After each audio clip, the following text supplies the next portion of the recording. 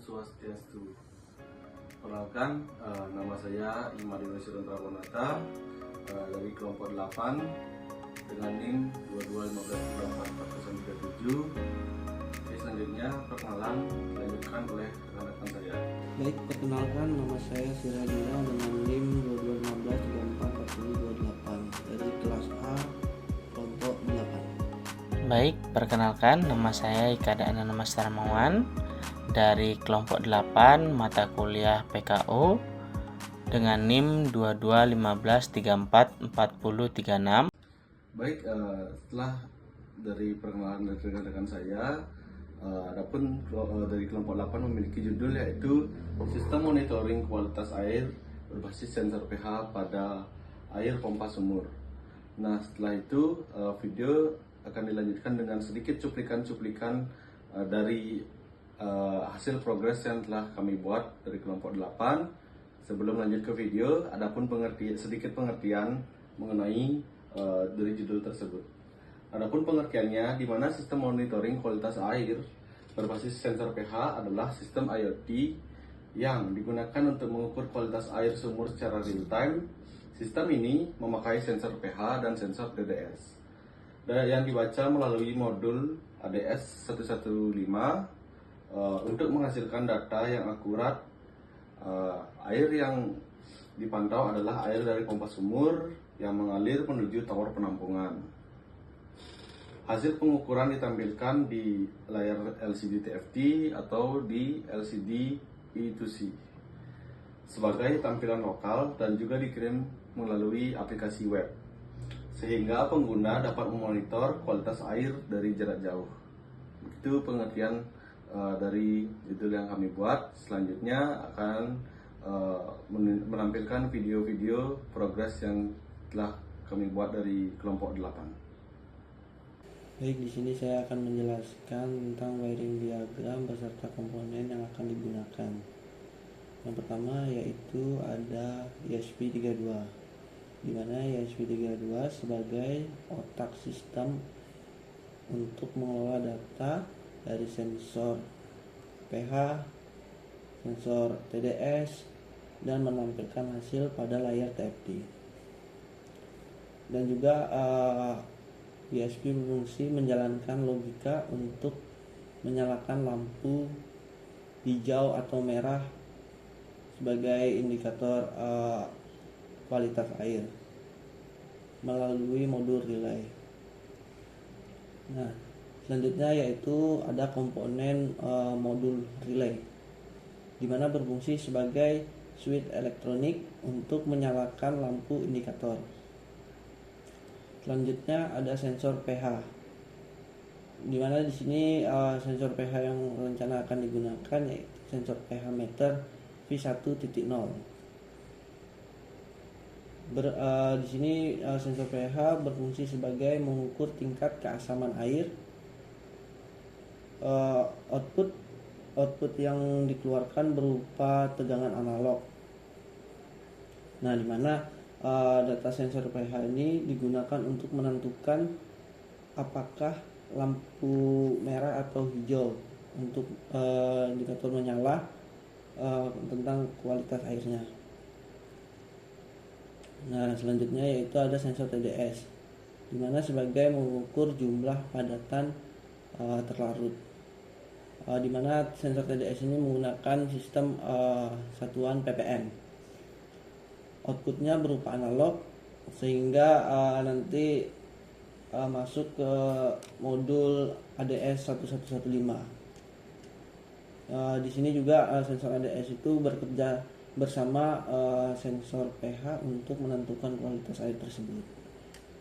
Nah, selanjutnya yaitu ada modul ADS 1115, di mana berfungsi sebagai mengubah sinyal analog pH dan sensor TDS menjadi digital.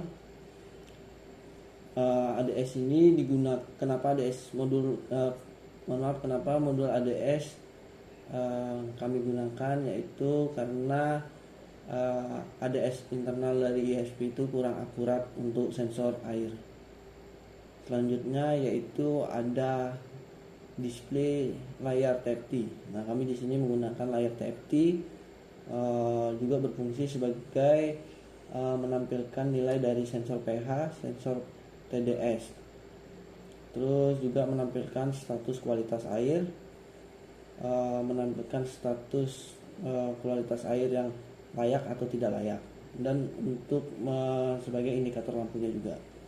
Apabila tidak layak, nanti tulisan di layar TFT merah, maka lampu indikator berwarna merah.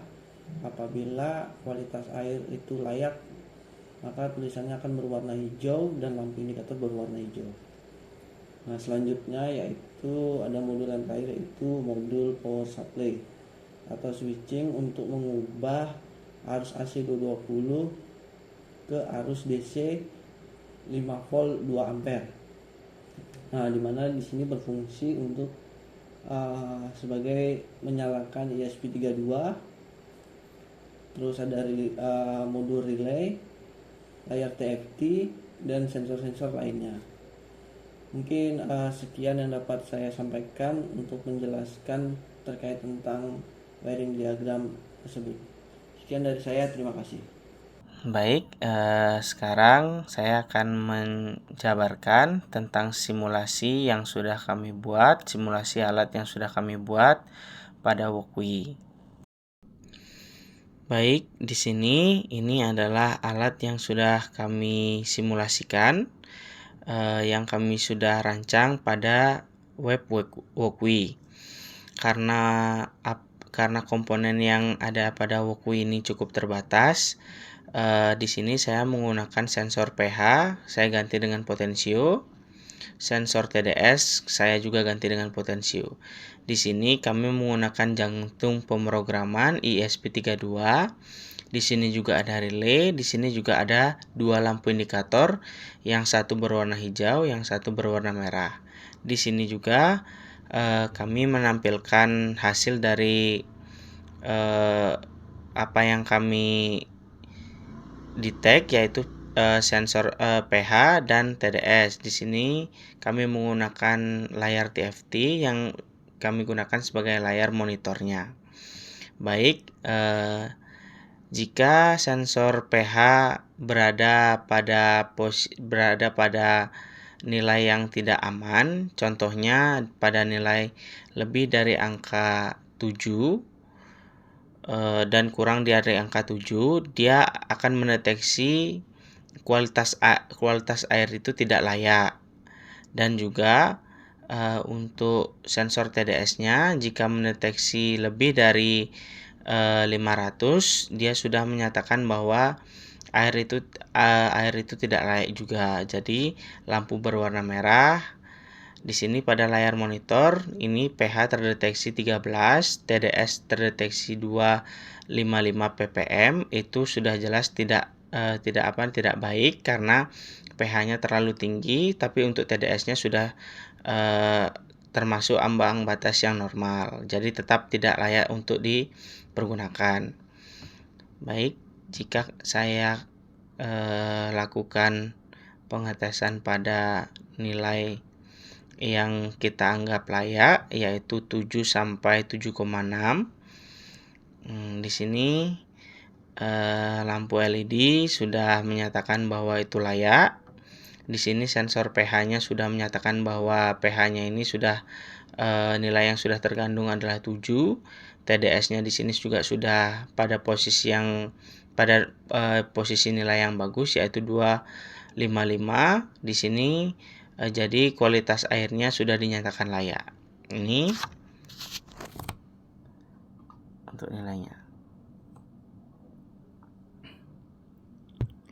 Baik, sekian yang bisa saya jabarkan dari simulasi alat ini. Terima kasih.